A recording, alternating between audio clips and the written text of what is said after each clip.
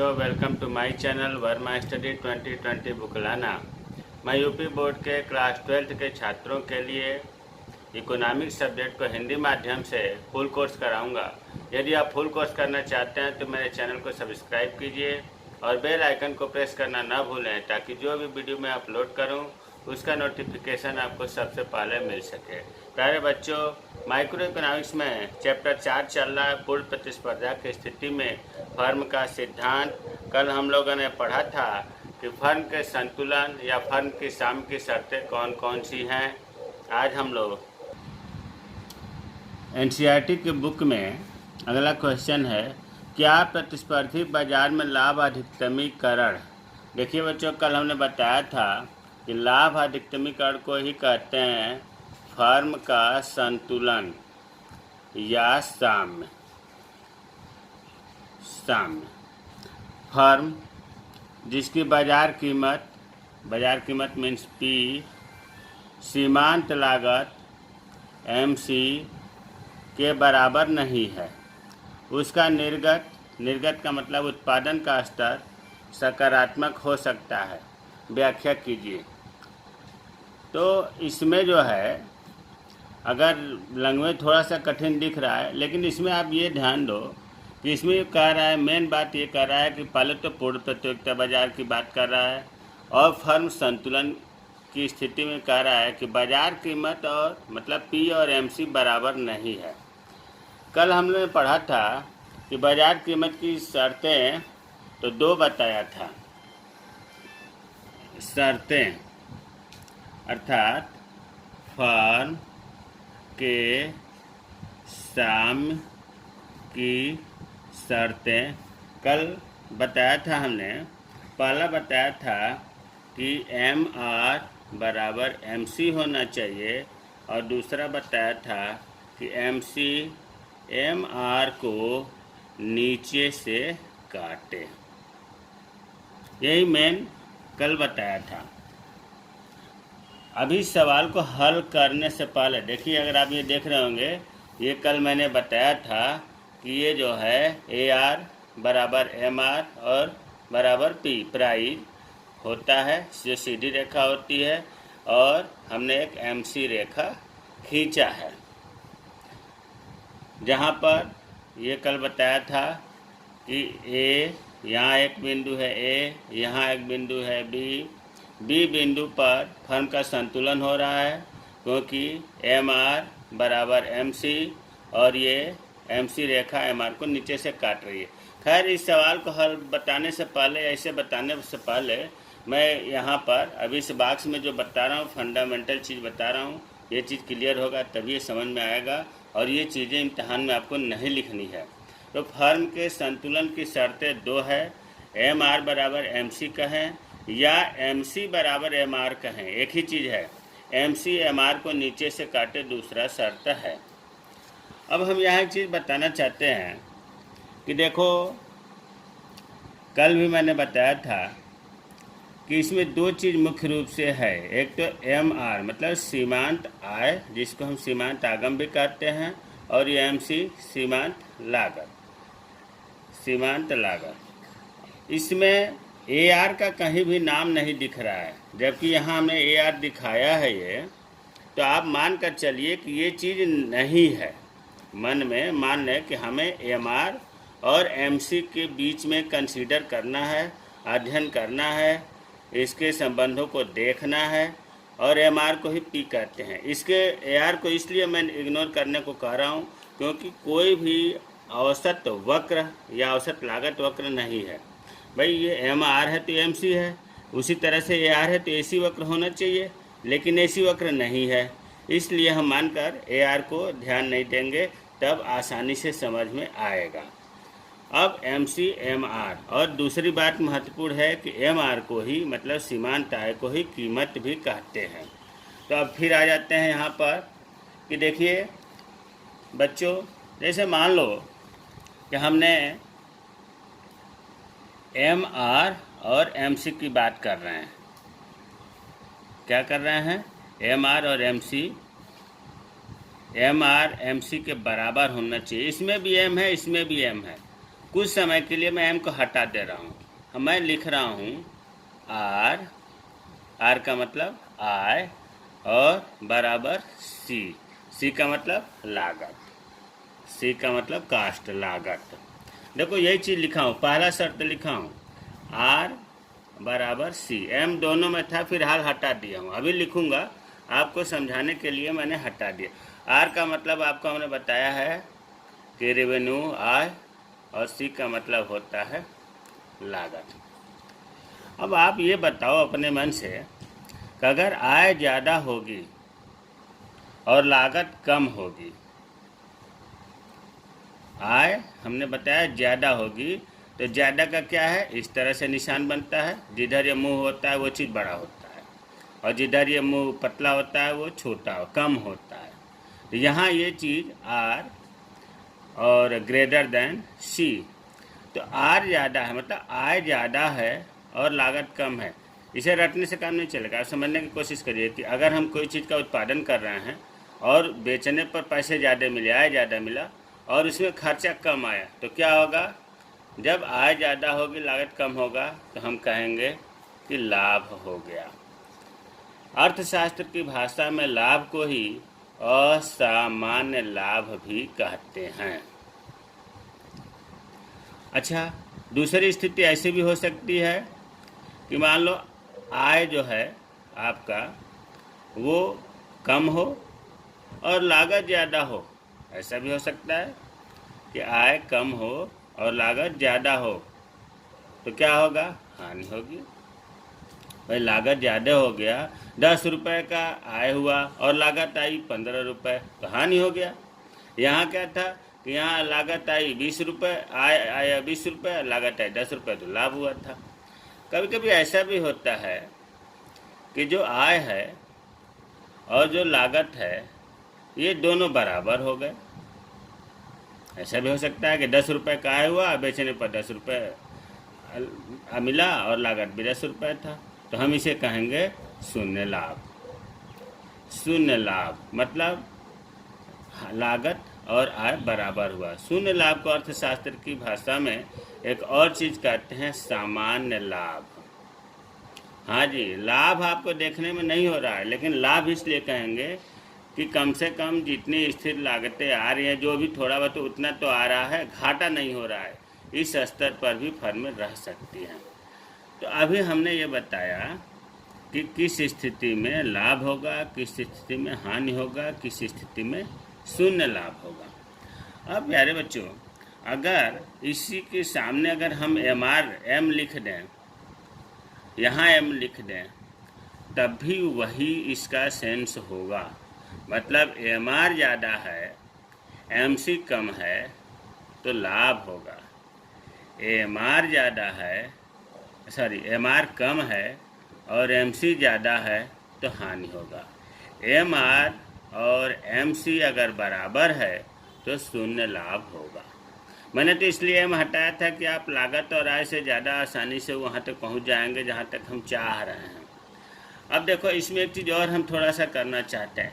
M R को ही इससे पहले भी बताया गया है कि एम आर को ही कीमत या बाजार कीमत भी कहते हैं। तो ये जो एम आर है, अगर इसके जगह पर हम पी कहें, कोई गलत तो है नहीं, क्योंकि आपको पता है कि पूर्ण प्रतियोगिता में चित्र में भी आगे क्लियर हो रहा है कि ए आर बराबर एम आर बराबर पी होता है। तो हमने कहा है कि ए आर को आप ध्यान न दें, इसको ध्यान देना है। तो एम आर और पी सीमांत आय कहिए या बाजार कीमत कहिए, एक ही चीज़ है। तो सीमांत आय को जब हम पी कहते हैं तो ये भी कह सकते हैं कि जब कीमत अधिक होती है किससे, सीमांत लागत से, तो लाभ होगा। क्या अभी हमने बोला, इसी को कीमत, इसके संदर्भ में कीमत इसलिए करेंगे, देखो सवाल में लिखा है कि बाजार कीमत और सीमांत लागत के बराबर नहीं है, तो कीमत कहिए एम आर के एक ही चीज़ है। तो अगर हम इसे ऐसे भी कहें कि कीमत, आप देख रहे हो कीमत पी को कहते हैं, सीमांत लागत से अधिक है, कीमत सीमांत लागत से अधिक है।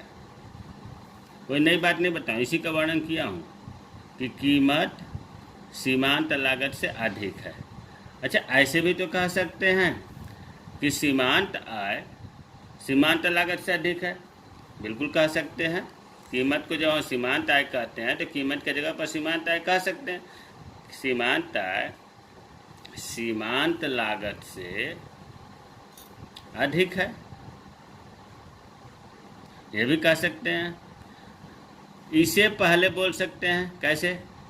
सीमांत लागत कम है किससे? कीमत से। ऐसे भी कह सकते हैं कि सीमांत लागत कीमत से कम है। इसको पहले बोल रहा हूँ। इधर का इधर कहें या इधर का इधर कहें, भाषा में अंतर नहीं होना चाहिए, लेकिन इस मुँह का ध्यान रखना है। सीमांत लागत कीमत से कम है। भाई कीमत ज़्यादा तो ये भी कह सकते हैं सीमांत लागत इससे कम है। और यहाँ कीमत की जगह पर सीमांत आय भी कह सकते हैं। सीमांत लागत सीमांत आय से कम है। अब हम ये कहना चाह रहे हैं कि एक इस MR ग्रेटर देन MC या P ग्रेटर देन MC को हम 4 तरह से कह सकते हैं। उसी तरह से अब इस पर आते हैं। ये चीज़ें तो इसका रहा, इसको कैसे कहेंगे? इसका MR को आपको पता है कि हम P भी कह सकते हैं, जैसे ऊपर कह रहे थे। ये कहेंगे कि कीमत कम है किससे? सीमांत लागत से। कीमत सीमांत लागत से कम है, सीमांत लागत से कम है। इसको ऐसे भी कह सकते हैं कि सीमांत आय सीमांत लागत से कम है, या सीमांत आय सीमांत लागत से कम है। अब इसे भी पहले बोल सकते हैं कि सीमांत लागत अधिक है कीमत से। सीमांत लागत कीमत से अधिक है। ऐसे भी बोल सकते हैं कि सीमांत लागत सीमांत आय से अधिक है। सीमांत लागत सीमांत आय से अधिक है। तो अब इसकी बात आती है, तो यहाँ हम ये कह सकते हैं, MR को P कहते हैं। ये कह सकते हैं कि सीमांत आय सीमांत लागत के बराबर है, या कीमत सीमांत लागत के बराबर है। तो प्यारे बच्चों, ये अभी हमने जो बताया है इतना, ये फर्म की 3 स्थितियां होती है। फर्म या तो लाभ में होगा, तो ये आपको रटना पड़ेगा, समझना पड़ेगा कि कीमत अधिक होगी। MR को कीमत कहते हैं। कीमत अधिक होगी सीमांत लागत से तो लाभ होगा, कीमत कम होगी सीमांत लागत से तो हानि होगी, कीमत सीमांत लागत के बराबर होगा तो शून्य लाभ होगा। ये आपको हमें उम्मीद है कि समझ में आ गया होगा। अब प्रश्न को ध्यान से देखो। प्रश्न में कह रहा है क्या प्रतिस्पर्धी बाजार में, मतलब पूर्ण प्रतियोगिता में, लाभ अधिकतमीकरण। लाभ अधिकतमीकरण का दूसरा नाम है फर्म का संतुलन। फर्म का संतुलन लाभ अधिकतमीकरण का नाम लेते ही आप समझ लें कि हमें वो अधिकतम बिंदु पता करना है जिस पर अधिकतम फर्म को लाभ होता है, जिसकी बाजार कीमत सीमांत लागत के बराबर नहीं है। अब देखो सवाल में अगर हम ध्यान दें तो ये कह रहा है कि बाजार कीमत मतलब P सीमांत लागत के MC के बराबर नहीं है। तो देखो ये P बराबर MC की तरह बराबर नहीं है, ये चीज़ प्रश्न में दिया हुआ है। प्रश्न में दिया हुआ है कि बाज़ार कीमत, ये तो आपको मन में आना याद रहना चाहिए, बाज़ार कीमत को एमआर कहते हैं। बाज़ार कीमत एमसी के बराबर नहीं है। मतलब ये कह रहा है कि सवाल में ये कंडीशन नहीं है, कोई फर्म है इस स्थिति में नहीं है, तो किस स्थिति में हो सकती है? अरे दो स्थिति हो सकती है, या तो इसमें होगी या इसमें होगी। जब इस स्थिति में सवाल में ही कह दिया कि बाज़ार कीमत सीमांत लागत के बराबर नहीं है, तो या तो इसमें होगा या इसमें होगा। वही प्रश्न में दिया हुआ है कि कीमत सीमांत लागत के बराबर नहीं है, तो अब दो प्रकार की स्थितियां हो सकती हैं, यहीं पर लिख देते हैं। दो प्रकार की स्थितियां हो सकती हैं। कौन कौन? पहली स्थिति तो ये होगा MR MC। अब यहाँ मैं ना बताऊँगा कि MR अधिक है MC कम है तो हानि होगी। दूसरी स्थिति होगी कि MR लेस देन MC। ये यहाँ ऊपर बताया जा चुका है कि MR कम होगा MC ज़्यादा होगा तो हानि होगी। तो जब बराबर नहीं है तो फर्म इसी दो स्थिति में होगी। अब इस चित्र को हम इस तरह से OX की तरफ हमने लिख दिया उत्पादन, इधर लिख दिया कीमत लिखिए, या MC MR लिखिए। MC इस एक सीधी रेखा खींच दिया जो पूर्ण प्रतियोगिता में AR बराबर MR बराबर P होता है। AR लिखेंगे, भले ही AR का इसमें कोई वैल्यू नहीं है, महत्व नहीं है, चर्चा नहीं कर रहे हैं, फिर भी लिखेंगे। एक वक्र खींचेंगे MC। अब हमने दो पॉइंट पर ये काट रहा है, कल भी बताया था हमने वीडियो में। अगर कल का वीडियो न देखे हो तो आई बटन को क्लिक करके देख लें। देखिए एक जगह पर यहाँ भी ये लाइन आपका MR है और ये MC आ रही थी, इस पॉइंट पर काट रही है तो MR बराबर MC। B पर MR, ये MR है, इसे काटते हुए जा रही है तो MC। पहली शर्त तो ये हो गया कि MR और MC बराबर होना चाहिए। दूसरा फर्म संतुलन के लिए होता है कि MC रेखा MR को नीचे से काटे। देखो ये नीचे से काट रही है, इसलिए यही बिंदु जो है अधिकतम लाभ बिंदु कहलाएगा। अधिकतम लाभ बिंदु, इसको अगर हम ई कहें तो एक अधिकतम लाभ बिंदु के अलावा ये भी हम कह सकते हैं कि फर्म या उत्पादन का संतुलन। इस पॉइंट पर B पॉइंट पर फर्म संतुलन में है। A पॉइंट जो है यहाँ MR और MC तो बराबर हो रहा है, लेकिन ऊपर से नीचे काट रहा था, इसलिए यहाँ न्यूनतम लाभ बिंदु होगा। न्यूनतम लाभ बिंदु होगा। अब जो है, जो हम असली बात अब समझाना चाह रहे हैं, जिसके लिए अभी हमने इतना ऊपर पढ़ा, इस बात को यहाँ इस चित्र में समझना है। ध्यान से देखिएगा।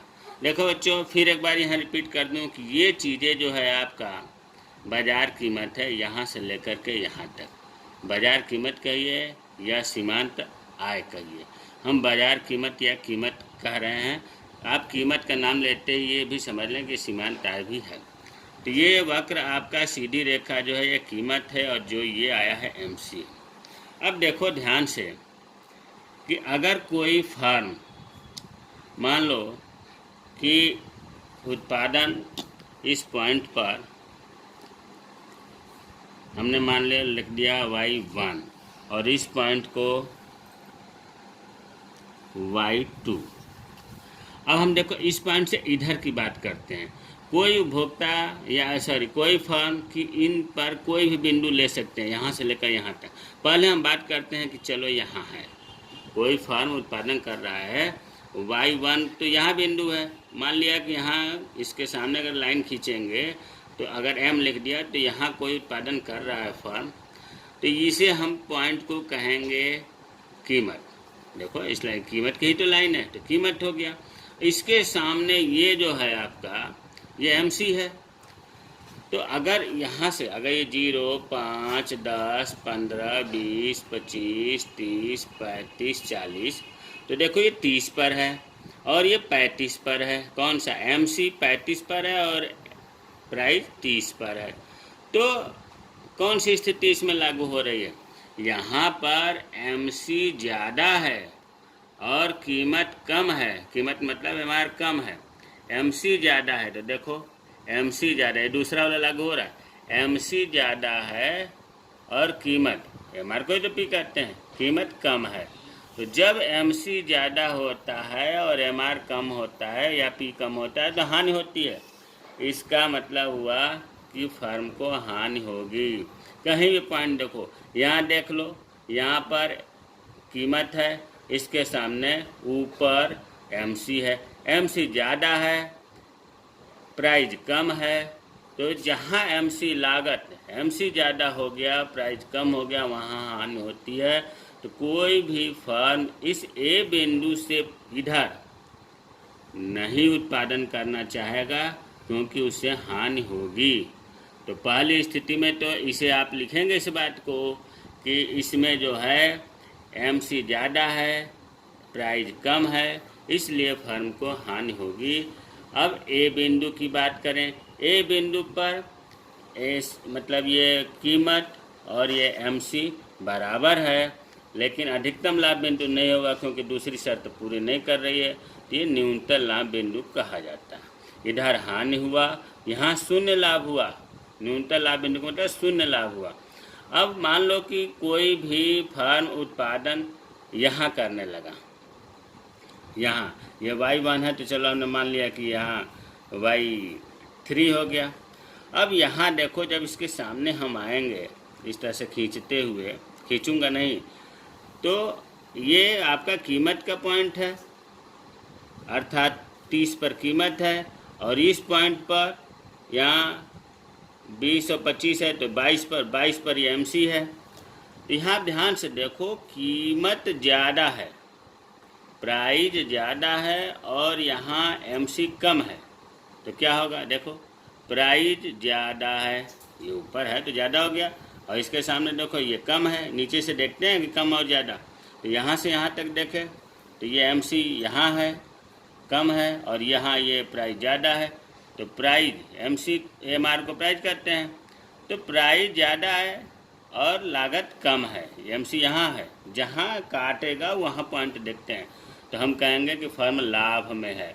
इतना फर्म को लाभ हो रहा है, फर्म को अच्छा लगने लगा, करे अब तो हमें लाभ हो रहा है तो और लाभ कमाना चाहेगा। मान लो इतना और उत्पादन बढ़ा दिया फर्म, तो उत्पादन जब यहाँ बढ़ा दिया तो यहाँ पर कीमत हो गया, क्योंकि लाइन कीमत की है। इसके सामने यहाँ MC यहाँ है, MC अब भी कम है और प्राइस ज़्यादा है, तो अब भी लाभ हो रहा है। देखो MC कम है और प्राइस ज़्यादा है, मतलब ये स्थिति जहाँ तक होगी लाभ होगा, इसीलिए मैंने ऊपर बताया था। तो यहाँ लाभ होने लगा और फर्म उत्पादन करने लगा। यहाँ पर, यहाँ मान लो प्राइस है, इसको मिलाते आएंगे तो यहाँ MC होगा, अभी MC कम है और प्राइस ज़्यादा है तो लाभ हो रहा। इस तरह से करते करते फर्म यहाँ पहुँच जाएगा। अब यहाँ पहुँच जाएगा तो प्यारे बच्चों, यहाँ पर वो चीज़ है कि जिसको हम कहते हैं फर्म का संतुलन, अर्थात प्राइस यहाँ है और MC रेखा यहाँ काट रही है। तो MR और MC बराबर तो है ही, और प्राइस या MR रेखा को MC नीचे से काट रही है।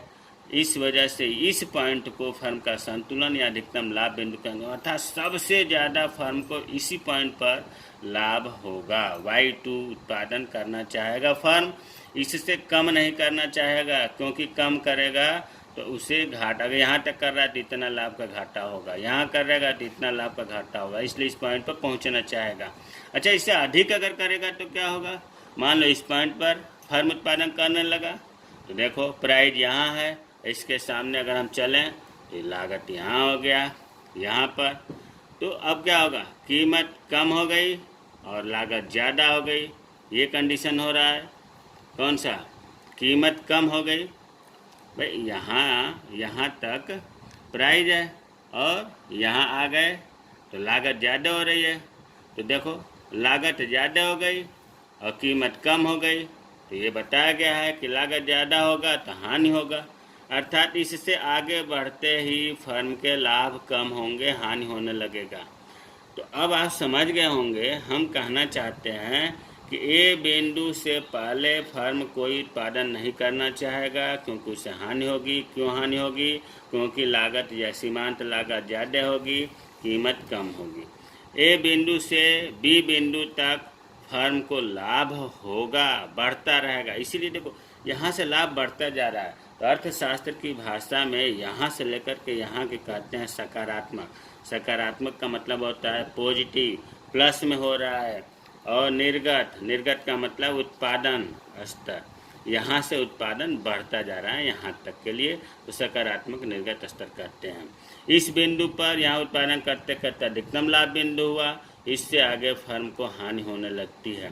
तो अब ये जो दो स्थिति आपको बताया गया है, या एक प्रकार से बराबर वाला भी कह लीजिए जो ऊपर अभी हमने बताया, छोटा क्वेश्चन, ये क्वेश्चन तो बन ही रहा है, ऐसे भी पूछ सकता है कि क्या प्रतिस्पर्धी बाजार में लाभ अधिकतम कर फर्म जिसकी बाजार कीमत ज़्यादा है सीमांत लागत से। देखो इतने भी एक क्वेश्चन बन सकता है कि क्या होगा, कारण बताइए। जब प्राइस कीमत ज़्यादा हो और सीमांत लागत कम हो तो फिर आप वही चीज़ बताएंगे, चित्र बनेगा पूरा, तीनों कंडीशन में चित्र बनेगा, व्याख्या होगा, इसके हिसाब से हानि होगी। दूसरा सवाल ये भी बन सकता है कि बाजार कीमत कम है, सीमांत लागत ज़्यादा है, तो फर्म का क्या हो गया, व्याख्या कीजिए। तीसरा सवाल ये भी बन सकता है कि बाजार कीमत और सीमांत लागत बराबर होते हैं, तो क्या हो सकता है। अगर ये चीज़ें हमने बताया, इम्तिहान में फिर बता रहा हूँ, ये चीज़ें नहीं लिखनी है, ये चित्र बनेगा, इसका व्याख्या हो गया। अगर मैं बताया हूँ, अगर ये चीज़ नहीं समझ में आया है तो अभी जो बताया हूँ उसका व्याख्या मैंने लिख दिया है, उसे आप तसल्ली से ध्यान से जब देखेंगे तो आपको चित्र के साथ समझ में आ गया होगा। जो बताया हूँ यहाँ से लेकर यहाँ तक वही चीज़ है कि एक प्रतिस्पर्धी बाजार में जिसमें पी अर्थात MR MC के बराबर नहीं है तो दो प्रकार की स्थितियाँ होगी, MR ज़्यादा होगा, MC कम होगी, MR कम होगा, MC ज़्यादा होगी। फिर वही चीज़ें इसमें हमने लिखा है जो अभी बताया है कि कब हानि होगी, कब उत्पादन बढ़ने लगेगा, किस पॉइंट पर लाभ अधिकतम होगा। उसी में NCERT में एक आगे क्वेश्चन दिया है कि क्या एक प्रतिस्पर्धी बाजार में कोई लाभ अधिकतमीकरण फर्म, मतलब फर्म के संतुलन, सकारात्मक निर्गत स्तर पर उत्पादन कर सकती है जब सीमांत लागत घट रही हो। व्याख्या कीजिए। सीमांत लागत घट रही हो, अभी जो आपको हमने बताया है ये यहाँ से करा, देखो सीमांत लागत यहाँ से घट रही है, नीचे की तरफ आ रही है, घट रही है, यहाँ तक घटी हुई है इससे कीमत से। तो क्या इसमें उत्पादन फर्म करना चाहेगी? बिल्कुल नहीं करना चाहेगी। फर्म तो इस स्तर पर पहुंचना चाहेगी, इससे अधिक नहीं, इससे अधिक उत्पादन करेगी तो लाभ कम होगा, वापस आ जाएगी। इससे कम करेगी तो उसे नुकसान होगा, यहाँ पहुँचेगी। तो जब सीमांत लागत घट रही होगी तो फर्म उत्पादन नहीं करेगी। तो प्यारे बच्चों, हमें उम्मीद है कि कब फर्म को लाभ होगा, कब फर्म को हानि होगा, ये चीज़ें आपको समझ में आ गई होगी। अगर कोई दिक्कत हो, समझ में ना आया हो तो कमेंट बॉक्स में कमेंट करें। जय हिंद, जय भारत।